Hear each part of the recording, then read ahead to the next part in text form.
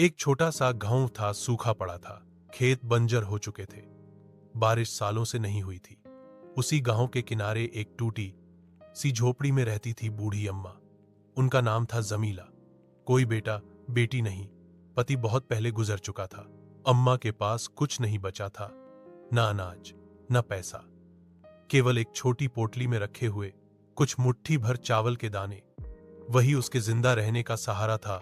एक दिन अम्मा दरवाजे पर बैठी थी कि तभी एक छोटा सा लड़का मैले कपड़ों में रोता हुआ आया और बोला, दादी, 2 दिन से कुछ नहीं खाया, पेट बहुत दर्द कर रहा है।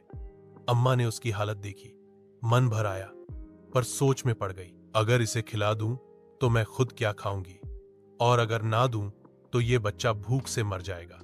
थोड़ी देर सोचने के बाद अम्मा अंदर गई और अपनी आखिरी पोटली उठाई। उसमें से आखिरी दाने निकालकर मिट्टी के चूल्हे पर खिचड़ी बनाई और पूरा का पूरा उस बच्चे को खिला दिया। उस रात बूढ़ी अम्मा भूखी सो गई। चांदनी रात थी, आसमान साफ। तभी उसके सपने में एक रोशनी आई और एक दिव्य आवाज आई, तूने आज अपनी भूख से ज्यादा किसी और की जरूरत को तरजीह दी। तूने आखिरी दाना नहीं, इंसानियत बोई है। अब देख, कल सुबह तेरा घर खाली नहीं रहेगा। सुबह अम्मा की नींद एक अजीब सी खुशबू और शोर से खुली। बाहर देखा तो पूरा गांव उसके आंगन में इकट्ठा था। सामने ट्रैक्टर पर अनाज की बोरियां, दूध के डिब्बे, कपड़े, दवाइयां और पैसे। लोगों ने बताया वो बच्चा गांव के अमीर आदमी का खोया हुआ बेटा था। अम्मा, आपने उसे बचाया।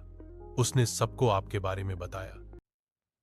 अम्मा की आंखों में आंसू थे, लेकिन इस बार वो आंसू भूख के नहीं, संतोष और आशीर्वाद के थे।